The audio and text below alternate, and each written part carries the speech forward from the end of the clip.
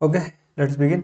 ये अपना revision session है with regard to AFM chapter number 1, है ना। तो इसमें चीज़ों को समझने के बजाय हम याद करने पे थोड़ा ज़्यादा एम्फेसाइज करेंगे कि हमें याद हो जाए चीज़ें, क्योंकि अल्टीमेटली एग्जाम में हमको क्या है ना कि पॉइंट्स याद रखने ही पड़ेंगे। कि एज इट इज़ अपन पॉइंट लिख देंगे तो हमको नंबर मिल जाएंगे, अदरवाइज क्या है ना कि फैकोलॉजी तो करनी है ही सही अपने को। तो ठीक है, नेवरदलेस जो भी है कंटेंट अपन सारा देख लेंगे।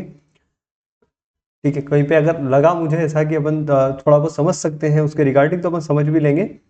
तो ठीक है, ऐसा कोई टेंशन वाली बात नहीं है। इसको फटाफट अपन जितना जल्दी हो सकता है उसका उतना कंप्लीट करने की कोशिश करते हैं। 20-30 मिनट 40 मिनट जो भी लगेगा अपने को। हालांकि इतना लगना नहीं चाहिए, मुझे भी नहीं लगता इतना लगेगा, लेकिन ठीक है अगर लग जाता है तो भी कोई बात नहीं है। बाकी जितना शॉर्ट होने की हो सकता है उतना मैं कोशिश करूंगा कि मेरी साइड से उतना शॉर्ट हो जाए। ठीक है, तो इतना अपन पढ़ लेंगे तो एक मोटा मोटी अपना क्या है ना कि चैप्टर नंबर 1 कवर हो जाएगा, और इससे रिलेटेड कोई क्वेश्चन एग्जाम में आएगा तो अपन उसको पोजीशन में रहेंगे कि उसका कुछ ना कुछ तो आंसर कर पाए। क्योंकि क्या है ना कि अपने को पता है कि जो भी क्वेश्चन आएगा उसका क्या है ना कि पार्ट सी होगा एफएम का, वो थ्योरी क्वेश्चन ही होगा। तो वो जो थ्योरी क्वेश्चन होगा वो थ्योरी क्वेश्चन क्या है ना कि चैप्टर 1 है, चैप्टर नंबर 7 सेक्यूरिटाइजेशन है, चैप्टर नंबर 15 हो सकता है, वहां से आ सकता है। तो पॉसिबिलिटीज है। तो अब क्या है ना कि इसमें कुछ मेजर मेजर जो क्वेश्चंस हैं मैं आपको डायरेक्टली बता दूंगा कि हाँ भाई ये जो है ये आ सकता है टॉपिक। तो उसके क्या है ना कि ये 3-4 जो पॉइंट्स है ये याद कर लेते हैं, और ट्राई करेंगे कि हम यहीं पे याद कर लें लेक्चर को देखते देखते। तो आप भी साथ साथ में क्या है ना कि जैसे मैं बोलूँ वैसे आप भी बोलना, ट्राई करना है रिपीट करने का। बार बार रिपीट करेंगे तो क्या है ना कहीं सबकॉन्शियस माइंड में रह जाएंगे। तो अल्टीमेटली हम क्या एग्जाम में पॉइंट्स याद आ जाएंगे तो अंदर का मसाला तो अपन लिख डालेंगे। तो फैकोलॉजी तो मसाले में अपन कर देंगे, मतलब पॉइंट्स के अंदर फैकोलॉजी तो अपन कर लेंगे, मसाला अपन बना लेंगे उसका, बस पॉइंट्स याद रह जाए इतना का इतना अपन को सोचना है। ठीक है, तो अपना chapter number 1 financial policy and corporate strategy. ठीक है, ये तो अब आ जाते हैं अपना पहला क्वेश्चन ही क्या है, एडवांस रोल ऑफ सीएफओ। ठीक है, यही अपना मेन क्वेश्चन है ना। कहीं पे भी अगर ऐसा आ जाए ना advance role of CFO, CFO roles, ऐसा कुछ including included in value creation. ठीक है, इंक्लूडेड इन वैल्यू क्रिएशन ये शायद नहीं भी लिखा हो। एडवांस रोल ऑफ सीएफओ अगर ऐसा कहीं क्वेश्चन आ जाता है तो अपन को है ना आंखें बंद करके ये 4 पॉइंट लिखने हैं। क्या क्या? Risk management, supply chain, merger acquisition, corporate restructuring, और ESG, environmental social and governance. ठीक है, ये जो अपना पॉइंट है ये अपना पॉइंट काई से रिलेटेड है? ईएसजी ऑडिट वाला पॉइंट है। Oh my God, is too much short. ठीक है, तो ये अपना पॉइंट्स ऑडिट से रिलेटेड है, ये अपना एएफएम का ही चैप्टर है। रिस्क मैनेजमेंट भी अपना एएफएम का चैप्टर है। आजा भाई आजा। और ये अपन वैल्यू क्रिएशन से समझ सकते हैं। ठीक है, तो सप्लाई चेन। तो चलो सीएफओ का जो क्या एडवांस रोल ऑफ सीएफओ क्या हो सकते हैं, तो अपन ने 4 पॉइंट पढ़ लिया है ना। अगर कभी भी क्वेश्चन आए एडवांस रोल ऑफ सीएफओ तो अपन 4 पॉइंट बोलेंगे। 4 पॉइंट चलो है ना। अब है ना आप मेरे साथ रिपीट करोगे कि जो 4 पॉइंट्स है वो क्या क्या बोल सके, क्या क्या बोलने अपने को। तो 4 पॉइंट अब रिपीट करो। फर्स्ट है रिस्क मैनेजमेंट, सेकंड है सप्लाई चेन, थर्ड है मर्जर एक्विजिशन कॉर्पोरेट रिस्ट्रक्चरिंग, चौथा है अपना ESG, environmental social and governance financing. वापस से रिपीट करो। पहला पॉइंट क्या था अपना एडवांस रोल ऑफ सीएफओ में? रिस्क मैनेजमेंट, सेकंड है सप्लाई चेन, थर्ड है merger acquisition and corporate restructuring, और चौथा है अपना ESG, environmental social and governance. 2 AFM है, एक ऑडिट है और एक सप्लाई चेन है। ठीक है, तो आई होप आपको ये लर्न हो गया होगा। इसे 2-3 बार रिपीट करो आप, मतलब एक बार और चलो अपन मान लेते हैं, एक बार और रिपीट करते हैं। जैसे एडवांस रोल ऑफ सीएफओ आया तो अपन क्या मानेंगे? सप्लाई चेन होना चाहिए भैया, सप्लाई चेन होना चाहिए, रिस्क मैनेजमेंट होना चाहिए, एएफएम के एएफएम का दूसरा वाला क्या था? Corporate restructuring, merger acquisition corporate restructuring, और चौथा क्या है अपना? ESG, environmental social and governance. तो फिर ठीक है, अपन इसी के साथ में अपन आगे आ जाते हैं। स्ट्रेटजिक सेकंड अपना जो क्वेश्चन बन सकता है क्या बन सकता है? Strategic financial decision making framework, इससे इससे रिलेटेड कुछ कंटेंट है क्या? ठीक है, अगर strategic financial decision making framework या फिर स्ट्रेटजिक फाइनेंशियल डिसीजन मेकिंग ऐसा कोई क्वेश्चन है तो अपन को है ना साथ में ये पॉइंट्स लिखने पड़ेंगे। Strategy, financial resource, risk management. ये मतलब ये देखो, ये नीचे लगा स्ट्रेटजी, फाइनेंस एंड मैनेजमेंट, इन तीनों को मिलाते अपना क्या बनता है, फंडामेंटल ऑफ बिजनेस बनता है। ठीक है, तो ये अपने को 3 पॉइंट्स याद रख लेने हैं कि जब भी अपना कोई क्वेश्चन आएगा स्ट्रेटजिक फाइनेंशियल डिसीजन मेकिंग, तो उसमें अपन ये 3 पॉइंट कंसिडर कर लेंगे, स्ट्रेटजी, फाइनेंशियल और मैनेजमेंट। हालांकि ये क्वेश्चन इतना कोई रिलेवेंस नहीं रखता है, ठीक है, मतलब मैंने जो एमटीपी देखी है उसके अंदर अभी तक तो इतना कोई रिलेवेंस रखा नहीं है इसने। फिर आगे आते हैं अपन, तो आगे अपने लिए कोई कंटेंट अगर रिलेवेंट है तो function of strategic financial management के अंदर अपन को है ना कुछ ये पॉइंट्स देखने, continual search of best investment opportunities, selection of best profitable opportunity, मतलब अपन को बेस्ट इन्वेस्टमेंट अपॉर्चुनिटी को कंटिन्यूअली सर्च करना है। सेकंड क्या करना है, बेस्ट प्रॉफिटेबल अपॉर्चुनिटी को सेलेक्ट करना है। Determination of optional mix of funds for the opportunities, क्या क्या मिक्स क्या करेंगे फंड्स का अपॉर्चुनिटीज के अंदर। Establishment of system for internal control, internal control के लिए क्या सिस्टम बना रहेगा। और analysis of result for future decision makings, future के डिसीजन मेकिंग के लिए एनालिसिस करना है रिजल्ट्स को। ठीक है, तो function of strategic financial management के अंदर अपन तो यही डाल देंगे, यही पॉइंट्स एज इट इज लिख देना। ठीक है, फिर क्या की डिसीजंस है अपने कुछ फाइनेंशियल स्ट्रेटजी के, तो क्या क्या है वो की डिसीजन, ये जो पॉइंट्स है ये ज़्यादा इंपॉर्टेंट है ना, ये एम्फेसाइज करना कि ये आपको लर्न हो जाए। क्या है, एक तो financial decision, investment decision, dividend decision और लास्ट अपना portfolio division.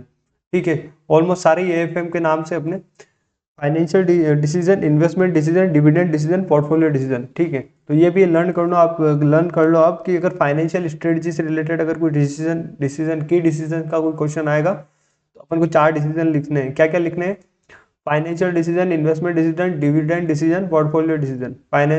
Financial investment dividend portfolio, financial investment dividend portfolio, financial investment dividend portfolio, financial investment dividend portfolio, financial investment dividend portfolio. ठीक है, अब आपको थोड़ा थोड़ा याद रह जाएगा, आप भी मतलब बार बार है ना रिवाइंड करना, मतलब मेरे साथ साथ में क्या रिपीट करना, तो याद हो जाएगी चीजें आपको। लास्ट डे पे क्या है ना, जस्ट देखा और उधर लिख दिया।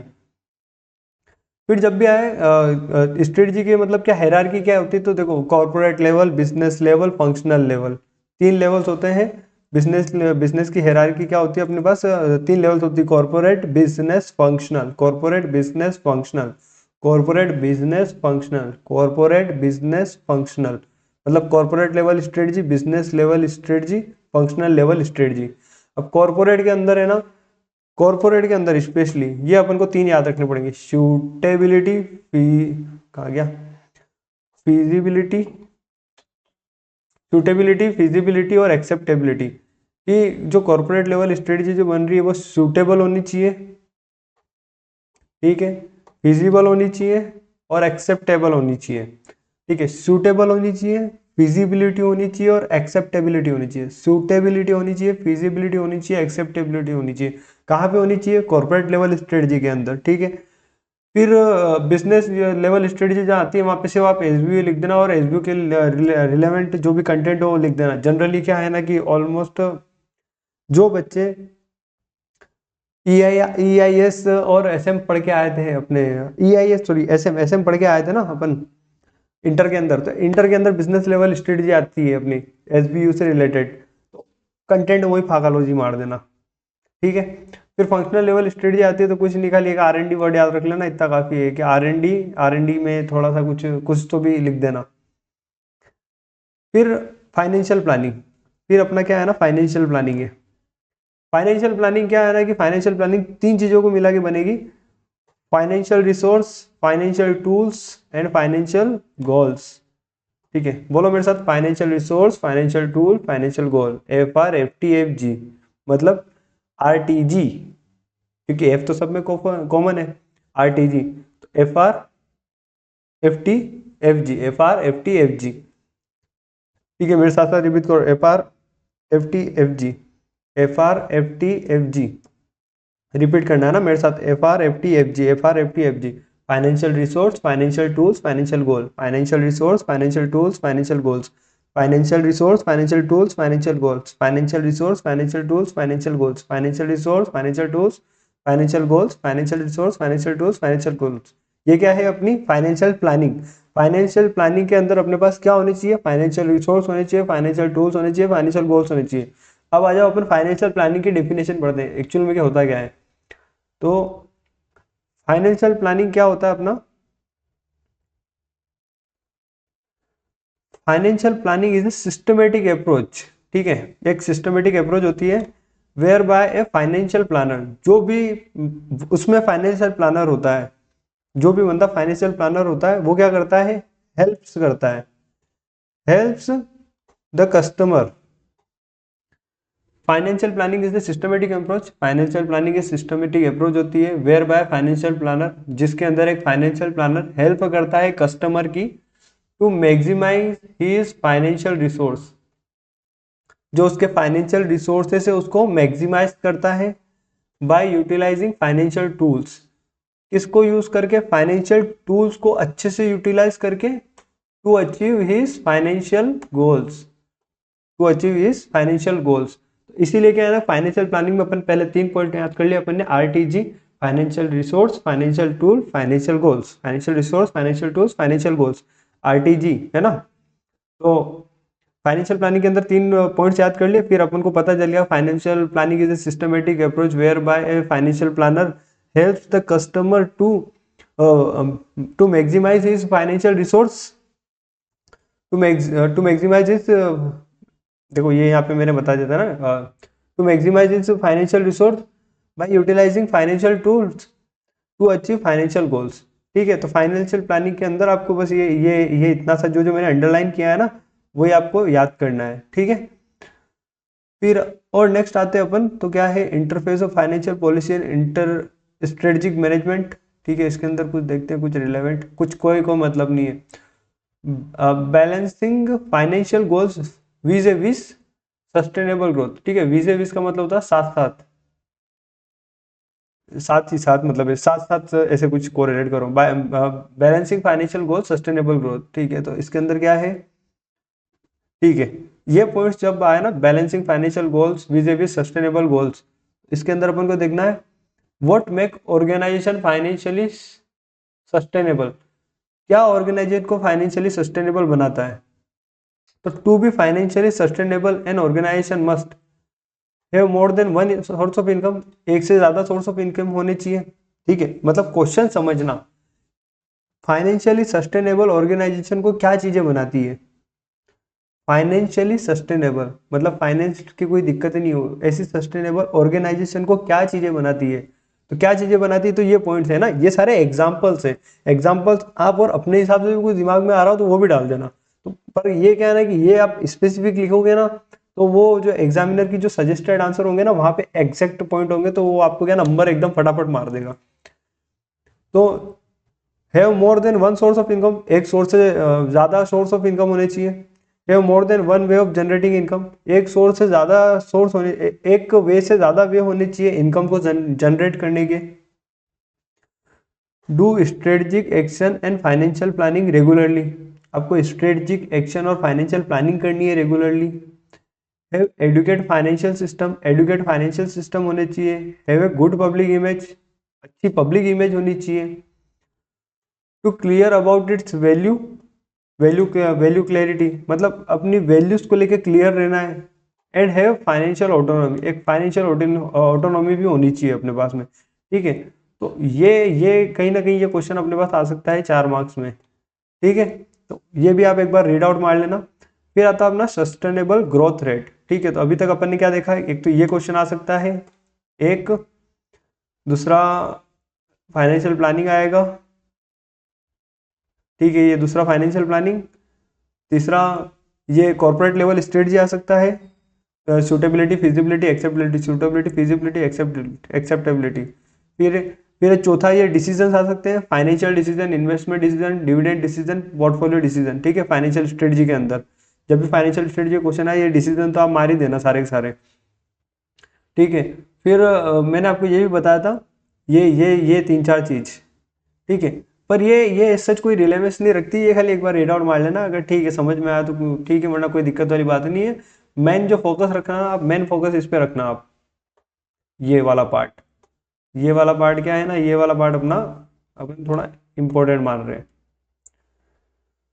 फिर क्या आता है, स्ट्रेटजी फाइनेंशियल मैनेजमेंट। ठीक है, इस पे भी क्या है ना कि इतना ज़्यादा आपको एम्फेसाइज करने की ज़रूरत नहीं है। ठीक है, ऊपर से पढ़ लेना। फिर जो अपना ये वाला पार्ट था ना, इस पे आप अच्छे से फोकस मारना, क्योंकि इससे रिलेवेंट आराम से 5 नंबर का क्वेश्चन आ जाता है। नहीं मतलब 5 नंबर का नहीं आता, एक्चुअली 4 नंबर का आता है ना। काटो इसको, 4 नंबर का जो सी वाला पार्ट रहता है ना, जनरली ये क्वेश्चन बन जाता है बहुत सी बार। ठीक है, कि एडवांस रोल ऑफ सीएफओ क्या हो सकते हैं, risk management, supply chain, merger acquisition, corporate restructuring, environmental, social and governance. ठीक है, ये क्वेश्चन बन सकता है पहला। फिर फिर फंक्शनल के अंदर, function of strategy financial management के अंदर जब भी ये आया ना कि की decision following in financial strategy, क्या की डिसीजन क्या लेने रह सकते फाइनेंशियल स्ट्रेटजी के हिसाब से।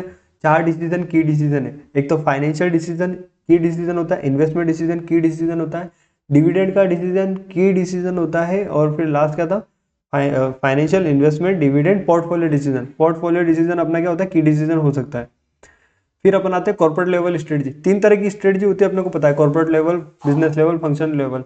कॉर्पोरेट लेवल के अंदर क्या होता है, सूटेबिलिटी, फिजिबिलिटी, एक्सेप्टेबिलिटी, ये होनी चाहिए 3 चीजें कॉर्पोरेट लेवल स्ट्रेटजी के अंदर हमेशा। मतलब जब भी कभी भी आए कॉर्पोरेट लेवल स्ट्रेटजी, तो ये 3 पॉइंट चिपका देना आपको, सूटेबिलिटी, फिजिबिलिटी, एक्सेप्टेबिलिटी।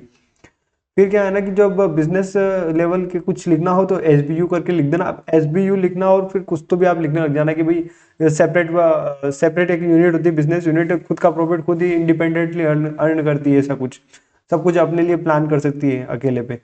फिर फंक्शनल लेवल स्ट्रेटजी के अंदर एक R&D वाला पॉइंट आप अच्छे से ना, रिसर्च एंड डेवलपमेंट, एक तो हाईलाइट कर देना इसको। क्या फंक्शनल लेवल स्ट्रेटजी के अंदर R&D, operations management, marketing, finance, human resource, मतलब जो कुछ याद आ रहा हो फिर तो आप सब डालो, पर स्पेशली R&D डालना ही डालना।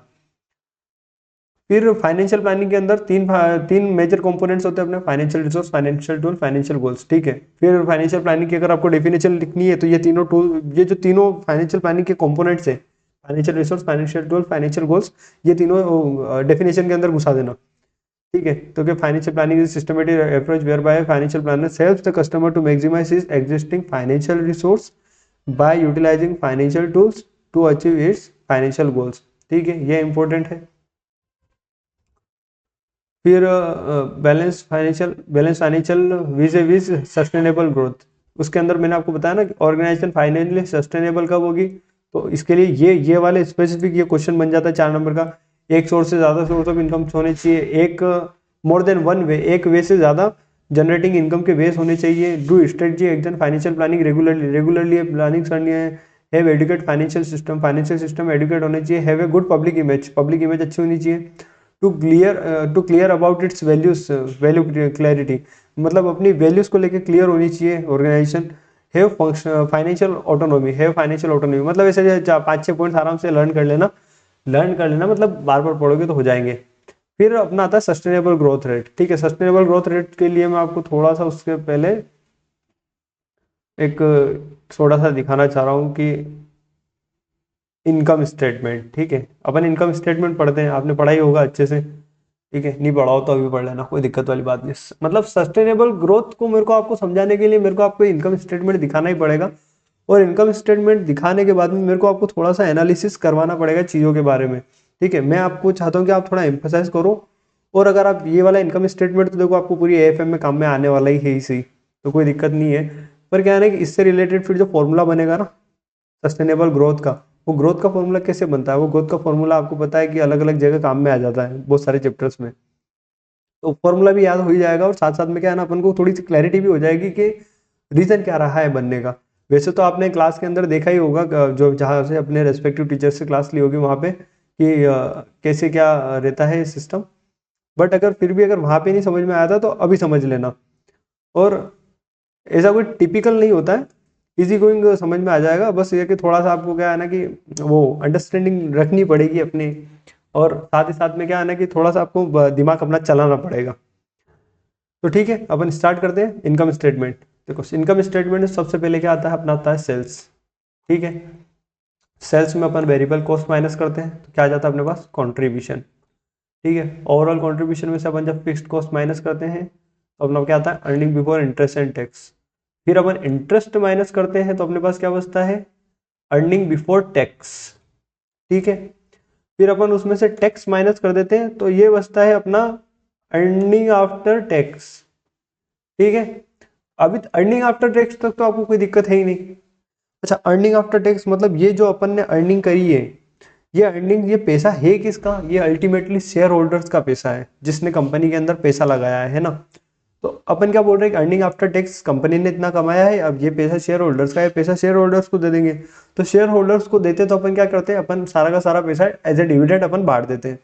ठीक है, पर कभी कभी ऐसा होता है ना कि कंपनी को क्या है ना कि खुद को पैसे की रिक्वायरमेंट होती है, कंपनी को खुद को पैसों की रिक्वायरमेंट होती है, मतलब खुद की ग्रोथ के लिए। हो सकता है ना कि भैया मेरे को कुछ चीज़ खरीदनी है, कोई मशीन खरीदनी है, ठीक है, पैसों की रिक्वायरमेंट है, तो कंपनी को ग्रोथ करने के लिए ऐसी मशीन वगैरह कुछ खरीदना हो सकता है। तो कंपनी क्या कर सकती है कि अब इसने जो पैसा कमाया है वो डिविडेंड बांट दे, और फिर बाद में मार्केट से पैसा उठाए और उसको इन्वेस्ट करे मशीन वगैरह लाने में। ठीक है, तो इससे क्या होगा कि इससे भैया इसको इंटरेस्ट वगैरह का बर्डन आएगा। ठीक है, या फिर कुछ भी, मतलब अगर मान लो कि इसने नए शेयर्स इशू किए, तो भैया जो एग्जिस्टिंग शेयर होल्डर्स है उनका स्टेक कम हो रहा होगा। कंपनी क्या करती है इस केस के अंदर जनरली, कि जब भी कंपनी के पास पैसा आता है ना, तो कंपनी सारा पैसा डिविडेंड में नहीं बांट के, कंपनी क्या करती है एक पोर्शन डिविडेंड का बांट देती है अर्निंग आफ्टर टैक्स में से, और जो बच जाता है उसको क्या बोलते हैं, रिटेन्ड अर्निंग, है ना। मतलब जो बच जाता है उसको क्या बोलते हैं अपन, रिटेन्ड अर्निंग बोलते हैं, कि जो कंपनी ने अपने पास रखा है वो कंपनी की रिटेन्ड अर्निंग है, जो कंपनी ने अपने पास में बचा के रख ली है। ठीक है, यहाँ तक तो मुझे लगता है आपको कोई दिक्कत नहीं आई होगी, यहाँ तक तो आप वैसे सभी समझदार हो, इंटर में ही समझ गए होंगे इतना तो, कि कंपनी ने अपने पास कुछ पैसा बचा के रख लिया है, जो पैसा शेयर होल्डर का था पर कंपनी ने अपने पास रखा है। पैसा किसका था? शेयर होल्डर्स का। ठीक है, क्योंकि शेयर होल्डर्स ने कंपनी के अंदर पैसे लगाए हैं, तो जो कंपनी के पास जो भी रिटर्न आ रहा है वो शेयर होल्डर्स का रिटर्न है। तो कंपनी को वो पैसा आइडियली देना किसको चाहिए? शेयर होल्डर्स को। पर कंपनी ने क्या किया, उस पैसे का एक पोर्शन बचा लिया और बाकी का पैसा शेयर होल्डर्स को एज ए डिविडेंड दे दिया। तो ये जो पैसा कंपनी ने बचाया है, ये अल्टीमेटली शेयर होल्डर्स के पास जाता, तो शेयर होल्डर्स उस पैसे को कहीं पे लगाते और उस पैसे से रिटर्न कमाते, तो शेयर होल्डर्स का पैसा बढ़ जाता। पर वो पैसा कंपनी ने रिटेन कर दिया है, तो शेयर होल्डर्स का तो पैसा ब्लॉक हो गया ना, जो पैसा शेयर होल्डर्स के पास जाना था। तो अब शेयर होल्डर्स क्या बोलेंगे कि एक काम करो, जितना पैसा हम एक्सपेक्ट कर रहे थे उतना पैसा अब कंपनी कमा के दे हमको इन पैसों पे, जो अपन ने रिटेंड किया है, कंपनी ने रिटेंड किया है। तो ये बात तो ठीक है। तो अब अपन पूछे कंपनी शेयर होल्डर से पूछेगी तो आपकी एक्सपेक्टेशन कितनी है इन पैसों से, कि आप कितना कमा लेते? तो शेयर होल्डर्स क्या बोलेंगे, हमारी तो एक्सपेक्टेशन उतनी ही है ना जितनी एक्सपेक्टेशन हमने शेयर्स खरीदते टाइम पे बताई थी आपको।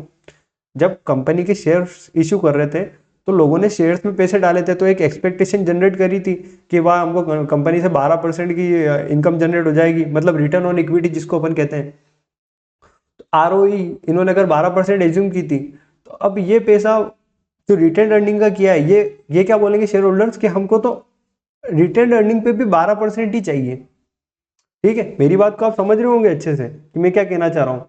ये जो शेयर होल्डर्स है ये क्या बोलेंगे कि हमको रिटेन अर्निंग पे भी उतना ही पैसा चाहिए जितना हमको शेयर्स वाले पैसों पे चाहिए था। तो ये बात सही है, कंपनी बोलेगी ठीक है मैं भी इतना तो दे ही पाऊंगी ना यार, मतलब बाकी के पैसे पे इतना कमा रही हूँ तो इस पैसे पे उतना ही कमाऊंगी ना जितना उस पे कमा रही हूँ, तो मिनिमम इतना तो देना ही है। कंपनी ग्रोथ भी इतना ही कर पाएगी इन पैसों को लेके। इतना आपको समझ में आया? तो अब अपन क्या करते हैं कि अपन है ना आरओआई का फॉर्मूला देखते हैं। आरओआई का क्या फॉर्मूला है? Earning after tax. जो अर्निंग कमाती है कंपनी अर्निंग आफ्टर टैक्स, उसको डिवाइड करते हैं अपन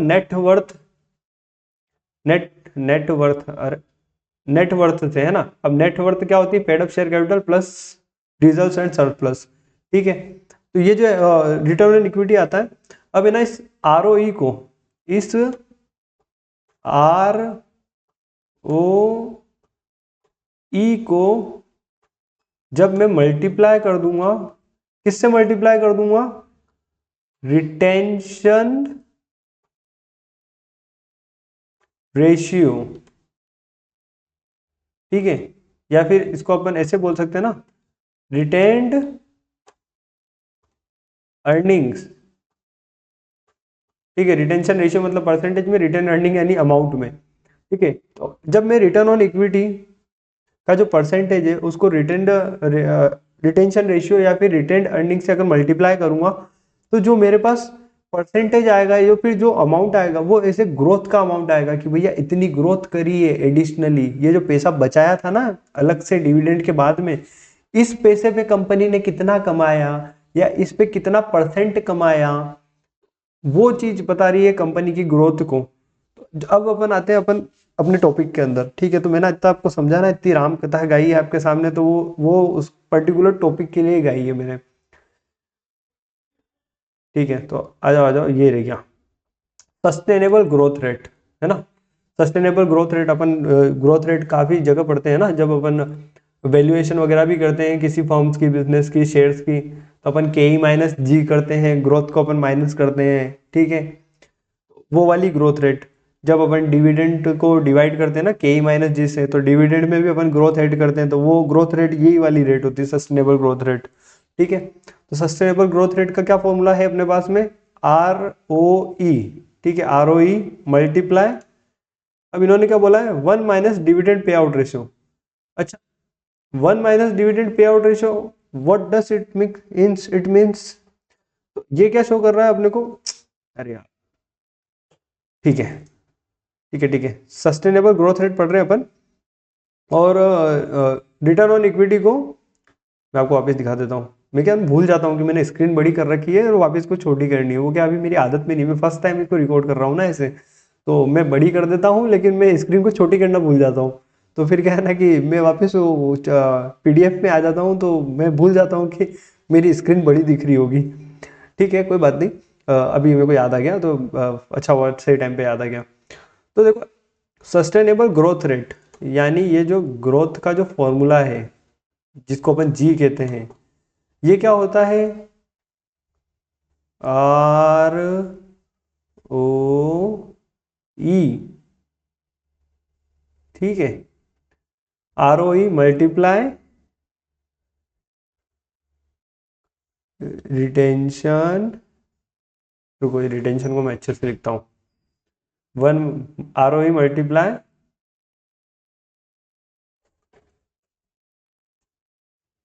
रिटेंशन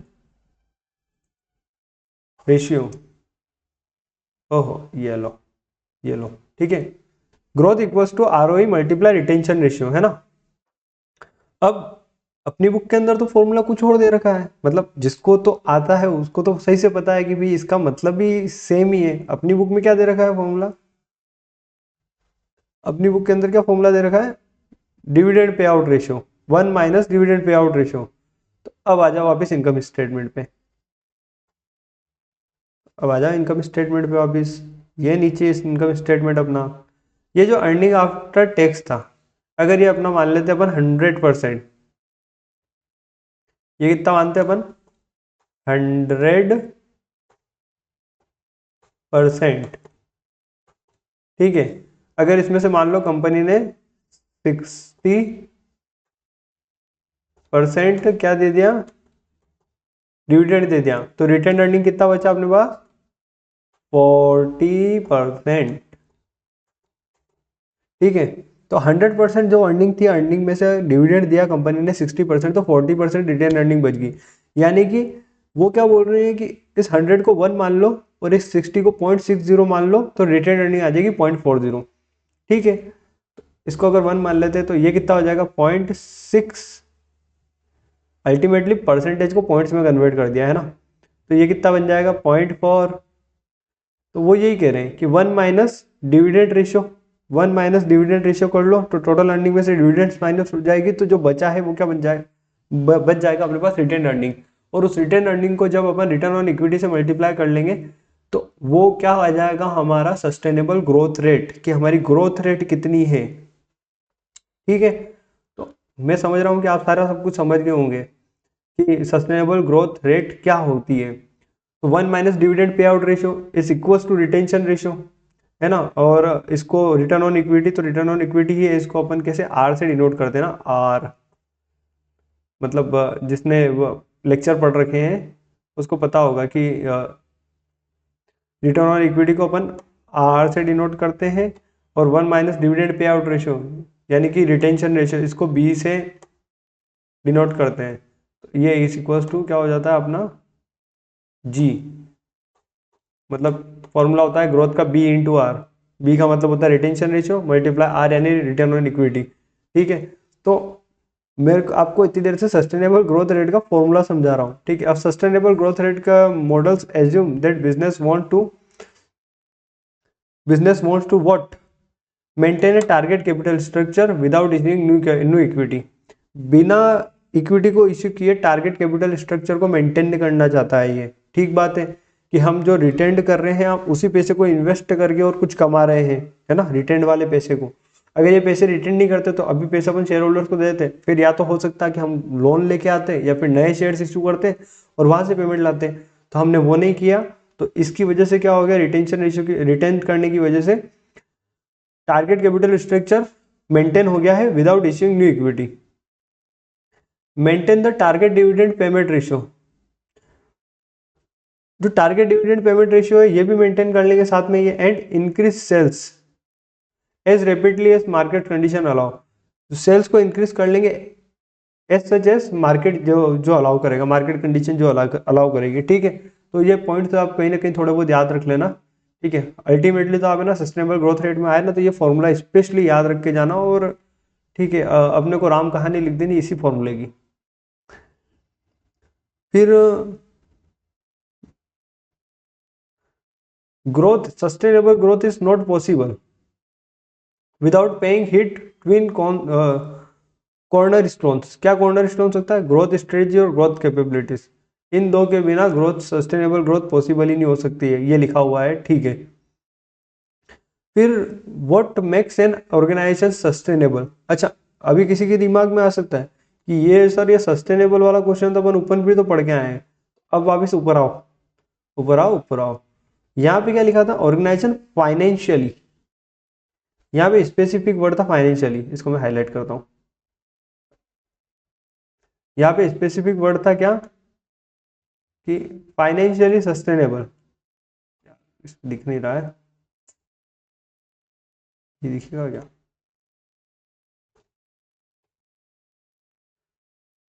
ये था फाइनेंशियल वाले के लिए अपने पास पॉइंट, और वो वाला काय के लिए है, ऑर्गेनाइजेशन सस्टेनेबल, जनरल पॉइंट से। यहाँ पे फाइनेंशियली था, फाइनेंशियली सस्टेनेबल के लिए अपन को क्या देखना है।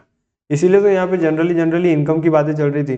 वन सोर्स ऑफ इनकम से ज़्यादा होनी चाहिए, जनरेटिंग वे ऑफ इनकम ज़्यादा होनी चाहिए, गुड पब्लिक इमेज होनी चाहिए जिससे क्या पैसा अच्छा मिले, स्ट्रेटजिक और एक्शन और फाइनेंशियल प्लानिंग करनी है, एडुकेट फाइनेंशियल सिस्टम होनी चाहिए। हर जगह फाइनेंस से रिलेटेड तो कुछ जुड़ा जुड़ा आ रहा था, है फाइनेंशियल ऑटोनॉमी, इसीलिए। ठीक है, और अब अपन जो पढ़ रहे हैं what make organisation sustainable. Organisation को सस्टेनेबल कैसे बनाए, तो have a clear strategic direction. ठीक है, क्लियर स्ट्रेटजिक डायरेक्शन होने चाहिए। Be able to scan environment और context to identify opportunity for its work. ठीक है, ठीक है, ये होने चाहिए। Be able to attract, manage and retain competent staff. Competent staff को अपन अट्रैक्ट कर सकें, मैनेज कर सकें, रिटेन कर सकें। Have educate administrative in financial infrastructure. Financial infrastructure और एडमिनिस्ट्रेटिव इंफ्रास्ट्रक्चर अपने पास एडुकेट होना चाहिए। Be able to demonstrate its effectiveness and impact in order to leverage further resources. ठीक बात है। Get community support for an involvement in its work. ठीक है, मतलब ये आप एक बार रीड आउट मार लेना। ठीक है, इतना कोई ये भी खास नहीं है। फिर ये एक्सटर्नल फंडिंग रिक्वायरमेंट, ठीक है, ये फॉर्मूला वाला आप देख लेना। मेरे को इसका कोई रिलेवेंस लगता नहीं है, क्योंकि इतनी एएफएम मैंने भी पढ़ी है, तो एएफएम में मुझे कहीं भी इसका कोई रिलेवेंस नहीं लगा है। तो इसी के साथ क्या है ना कि अपना टॉपिक खत्म है। ये रिटर्न ऑन इक्विटी का फॉर्मूला है earning after tax, earning after tax divided by net worth, है ना। अब नेटवर्थ के अंदर क्या क्या इंक्लूड होता है, paid up share capital and reserves and surplus. और ये जो मैंने आपको फॉर्मूला लिखवाया था, ये काय का फॉर्मूला है, ये फॉर्मूला है ग्रोथ का, ROE मल्टीप्लाई रिटेंशन रेशियो या फिर रिटेंशन अर्निंग। ठीक है, और ये इनकम स्टेटमेंट आप देख लेना। ठीक है, तो ये आपको याद रह जाएगा। और इसी के साथ अपना क्या चैप्टर खत्म है। कितना टाइम हुआ, सिर्फ मतलब 34 मिनट्स हुए, और 34 मिनट्स में भी मैंने एम्फेसाइज किया है अल्टीमेटली क्या है ना कि जो सस्टेनेबल ग्रोथ रेट जो थी अपना फॉर्मूला था, return on equity multiply 1 minus dividend payout ratio. तो वही 1 minus dividend payout ratio को अपन रिटेन अर्निंग बोलते हैं, और उस रिटेन अर्निंग को जब अपन रिटर्न ऑन इक्विटी से मल्टीप्लाई कर लेते हैं तो ये अपन एक्सपेक्टेशन मीट कर रहे हैं। किसकी एक्सपेक्टेशन मीट कर रहे हैं? उन शेयर होल्डर्स की जिनका पैसा अपन ने रिटेन करके रखा है अपने पास में, कि ये जो पैसा अपन ने रिटेन किया था, इस पैसे पे भी अपन उतना ही रिटर्न ऑन इक्विटी कमाएंगे जितना अपन शेयर होल्डर्स के बाकी पैसों पे कमाते हैं। ठीक है, तो मान लो कि अपन ने 10% अपन ने रिटेन किया था, है ना, और 10% से अपन 50% उनको रिटर्न ऑन इक्विटी मार रहे हैं। अभी रिटर्न ऑन इक्विटी मतलब फेंक के मार रहे हैं उनके मुंह पे, उनके सारे पैसों पे अपन 50% रिटर्न मारते हैं अभी। तो वो उसको है ना 10% को 50% से मल्टीप्लाई कर लेंगे। तो जब अपन 10% को 50% से मल्टीप्लाई करेंगे तो कितना आएगा? 0.1 इंटू 0.4, 4%। यानी कि अपन रिटर्न ऑन इक्विटी पे कमा तो अपन 40% रहे हैं, पर अल्टीमेटली ग्रोथ कितने परसेंट से हो रही है? 4% से। ठीक है, आप 0.1 को 0.4 से मल्टीप्लाई कर सकते हो, या 10 को मल्टीप्लाई 40% कर सकते हो, या 40 को मल्टीप्लाई 10% कर सकते हो आप। Bother either permutation combination what ever, जो भी आपको लगाना हो लगा लो। ठीक है, तो मैं इस लेक्चर को ज़्यादा बड़ा नहीं करता हूँ, और 36 मिनट है। ठीक है, अपना चैप्टर नंबर 1 कंप्लीट है। Do like, share and comment on this कि अगर आपको अच्छा लगा हो तो। ठीक है, और सब्सक्राइब कर देना चैनल को, ताकि क्या है ना कि मेरे को थोड़ा मोटिवेशन मिले, तो मैं मतलब और अच्छी अच्छी वीडियो ऐसे बनाऊँ, ट्राई करूँ कि और अच्छा कंटेंट बनाने की। ठीक है, तो लाइक कर देना अल्टीमेटली, तो मेरे को पता चल जाएगा कि आपको अच्छा लग रहा है। ठीक है, अगर नहीं अच्छा लगे तो ठीक है, डिसलाइक मार देना, बाकी ट्राई मारना लाइक मारने का ही। ठीक है, तो ये अपना 37 मिनट्स हो जाएगा अभी। तो all the best for your exams, and try 2-3 बार देख लो तो क्या है ना कि रिमेंबर हो जाएंगे पॉइंट्स। और इससे ज़्यादा मेरे को नहीं लगता इस चैप्टर में कुछ पढ़ने का है, आप भी मत पढ़ना।